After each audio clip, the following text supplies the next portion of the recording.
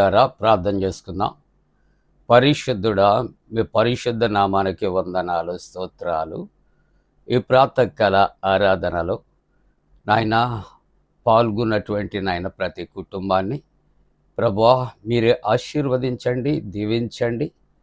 నాయన వారి కుటుంబాలు, వారి బిడ్డలను సకల ఆశీర్వాదాలతో నింపమని, ఆరాధన అంతటిలో మీరే మహిమ, ఘనత, ప్రభావాలు పొందుకోమని యేసు ప్రభు పరిశుద్ధ నామమున వేడుకొనుచున్నాము తండ్రి. ఆమేన్.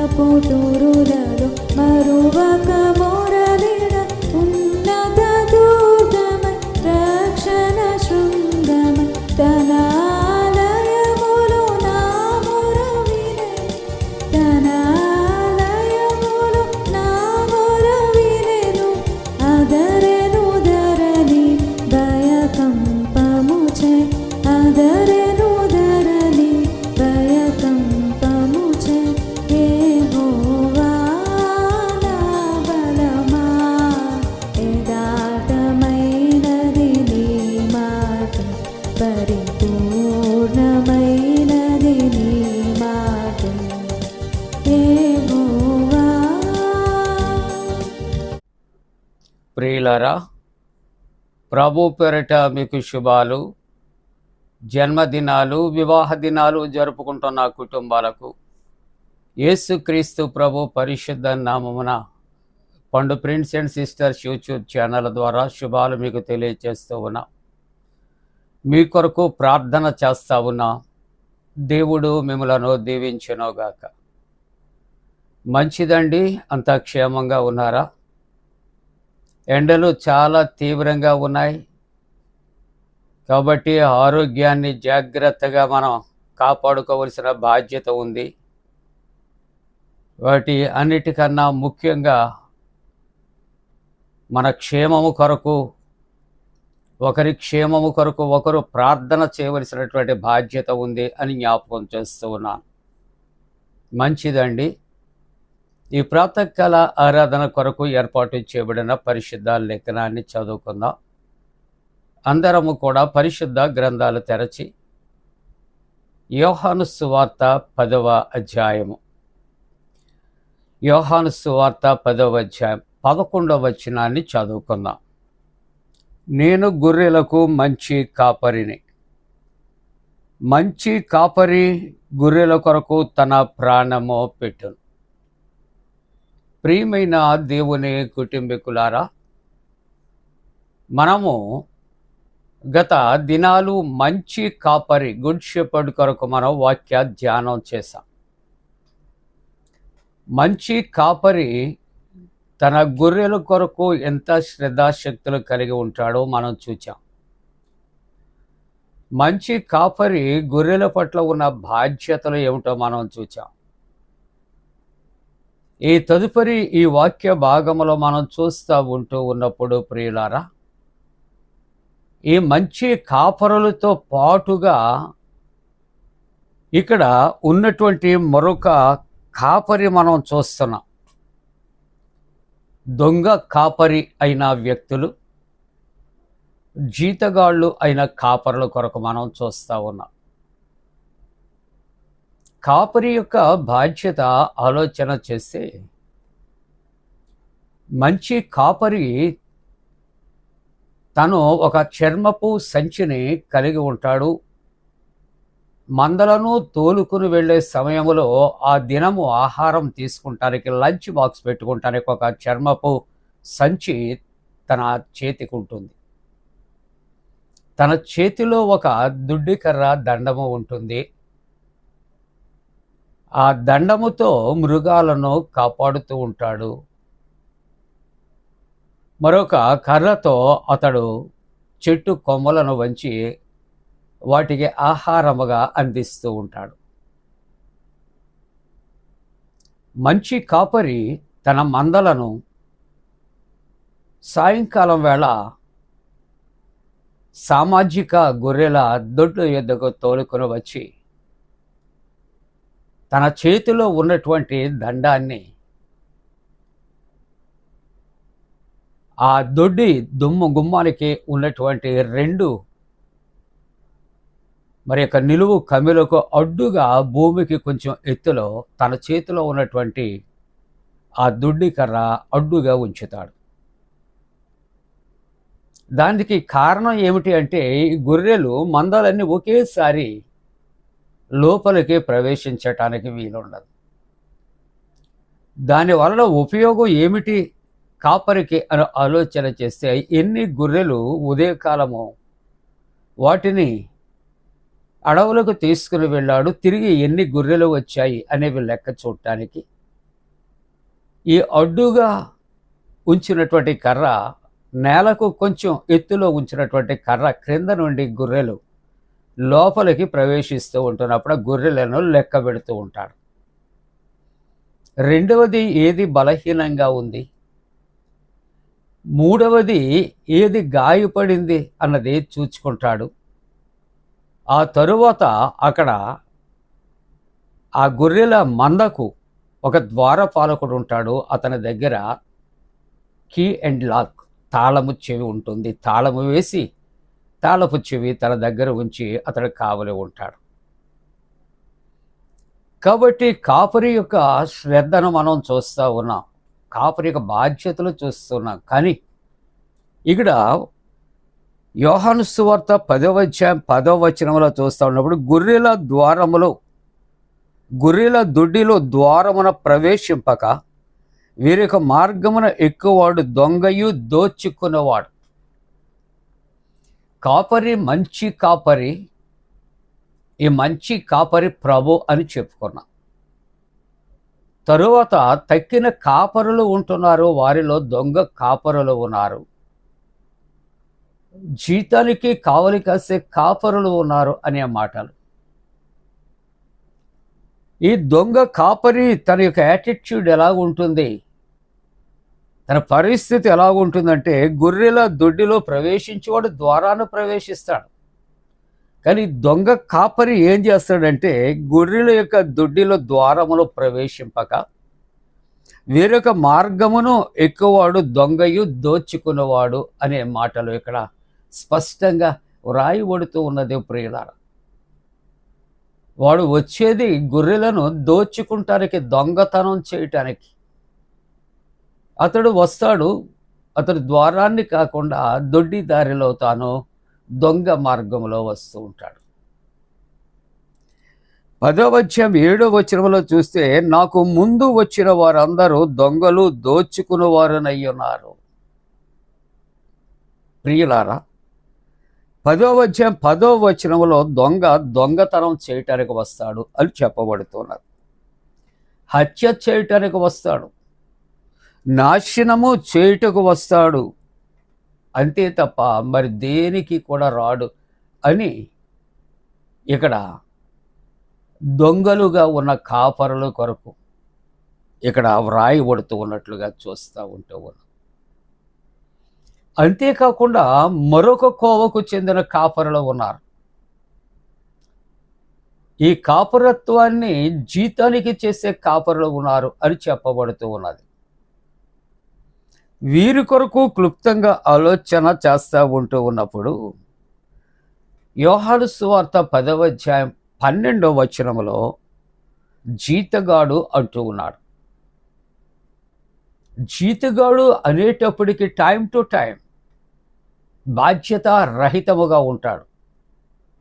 మంచి కాపరి బాధ్యత కలిగి ఉంటాడు, బాధ్యత సహితముగా ఉంటాడు, వాటి ఆకలి దప్పికలు తీరుస్తూ ఉంటాడు. కానీ జీతగాడు ఏం చేస్తాడంటే అతడు వాటిని ప్రొద్దుట తీసుకుని వెళ్ళటం, సాయంకాలం తీసుకుని రావటం వరకే తప్ప అక్కడ ఎంతవరకు దానికి ప్రొటెక్షన్ ఉంటుంది, ఎంతవరకు పచ్చిక ఉంటుంది, ఎంతవరకు వాటికి దాహం తీరటానికి నీరు ఉంటుంది అనే ఆలోచన కొదువైపోతుంది ప్రియులారా. అందుకే యోహాను సువార్త 10వ అధ్యాయం 12వ వచనంలో జీతగాడే ఇక్కడ అతడు గొర్రెల కాపరి కాదు, జీతగాడుగా ఉన్నాడు. కాబట్టి జీతగాడే, కాపరి కాడు. కనుక గొర్రెలు తనవి కానందున తోడేలు వచ్చుట చూచి గొర్రెలను విడిచిపెట్టి పారిపోవును. ప్రియమైన దేవుని బిడ్డలరా, బాధ్యతారహితము. గొర్రెలు తనవి కావు.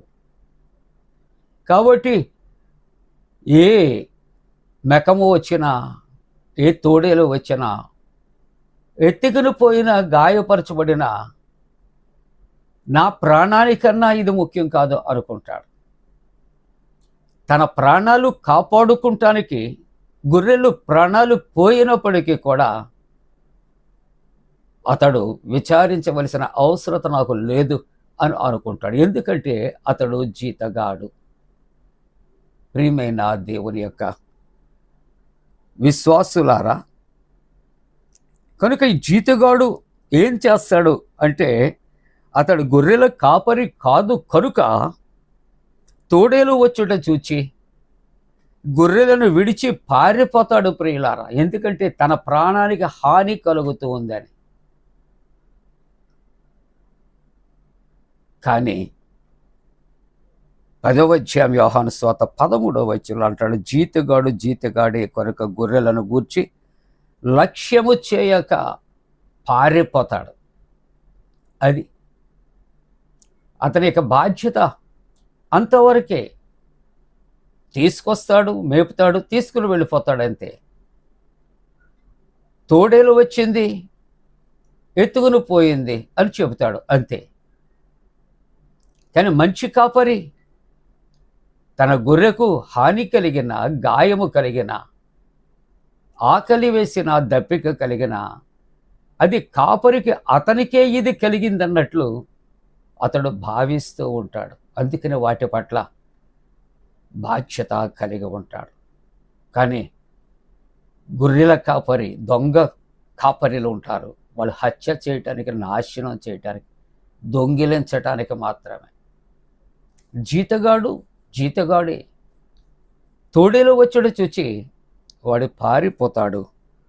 అంతేకాకుండా గొర్రెలు అతనివి కాదు కనుక అతడు వాటిని లక్ష్యం ఉంచాడు అని దేవుని యొక్క వాక్యము సెలవిస్తూ ఉంటున్నది ప్రియులారా. కానీ యేసుక్రీస్తు ప్రభు ఇక్కడ కాపరి అయిన జీతగాడు వలే కాదు, హత్య చేయటానికి, దొంగిలించటానికి వచ్చే కాపరి వలే కాదు, నిజ గొర్రెల కాపరిగా తన గొర్రెల కొరకు ప్రాణము పెట్టడానికి, నిత్య జీవం ఇవ్వటానికి మాత్రమే ఆయన వచ్చాడు అనే మాటలు మనం జ్ఞాపకం చేసుకుంటూ ఉన్నాం ప్రియులారా. కాబట్టి మన జీవితాల్లో కూడా లోకములో ఉన్నటువంటి చెడును ఒక 3 మాటలు చైనా సామెతలో ఉన్నాయి, వినకు, కనకు, చూడకు. కాబట్టి ఈ 3 మార్గాల్లో మనం వెళ్ళక నిజ గొర్రెల కాపరి, మంచి కాపరి అని యేసు ప్రభు వెళ్ళే మార్గములో, క్రీస్తు అనే మార్గంలో మనం సాగిపోదాం. ఆ మార్గంలోనే మనకి సమృద్ధి అయినటువంటి ఆ నిత్య జీవము మనకు ఆయన అనుగ్రహిస్తాడు. అలా చేయటానికి దేవుడు తన పరిశుద్ధాత్మ కూడిన మనపై మెండుగా కుమరించునుగాక. ఆమేన్. ప్రియులారా, ప్రార్థన చేసుకుందాం. మహోన్నతుడా, పరిశుద్ధుడా, మా మంచి కాపరైన యేసు ప్రభు మీకు వందనాలు. విత్తబడిన వాక్యమును దీవించండి, ఆశీర్వదించండి. ఆరాధిస్తున్న ప్రతి కుటుంబము కొరకు, వారి వారి బిడ్డల ఆయురారోగ్యాలు, క్షేమాభివృద్ధి కొరకు, రక్షణ కొరకు ప్రార్థిస్తూ ఉన్నా. ప్రభువా, ఇదిగో తండ్రి, మరి యొక్క ఎంసెట్ నీట్ ఎగ్జామ్ రాస్తున్నటువంటి బిడ్డలకు విజయాలు కలుగు చేయండి. అలాగే ఇంటర్వ్యూస్లో ఉన్నటువంటి బిడ్డల కొరకు, సివిల్స్ కొరకు సిద్ధపడుచున్న బిడ్డలు, డిఎస్సి కొరకు సిద్ధపడుచున్న బిడ్డలకు విజయాలు కలుగు చేయండి. శారీరక బలహీనతలు కలిగిన బిడ్డలు, గుండె బలహీనత కలిగినటువంటి బిడ్డలను స్వస్థపరచండి. యాక్సిడెంట్ అయినటువంటి నాయన మరి బిడ్డలను ప్రభా మీరే తండ్రి స్వస్థపరచమని ప్రార్థన చేస్తూ ఉన్నా. గర్భిణీ స్త్రీలు సుఖప్రసవం కొరకు ప్రార్థిస్తున్నా. యవనస్తులు వివాహ వ్యవస్థలో ప్రవేశించుండగా ఆశీర్వదించండి. సంతానము కొరకు ఎదురు చూస్తున్న కుటుంబాలు సత్సంతానం కలుగు చేయండి. ప్రభువా, దేశ రక్షణ కొరకు ప్రార్థిస్తున్నాం. యుద్ధ బీభత్సవాలు దూరపరచమని ప్రార్థన చేస్తున్నాం. నైనా చక్కటి చల్లటి వాతావరణం మా కలుగు చేయమని మా ప్రభువును రక్షకుడైన యేసు ప్రభు దివ్య నామమున వేడుకొనుచున్నాము తండ్రి. ఆమేన్. మన పరమ తండ్రి అయిన దేవుని యొక్క ప్రేమయు, ప్రభువైన యేసు క్రీస్తు ప్రభు కృపయు, పరిశుద్ధాత్మ యొక్క అన్యోన్య సహవాసము తోడుగుడు సంరక్షించి కాపాడునుగాక. ఆమేన్.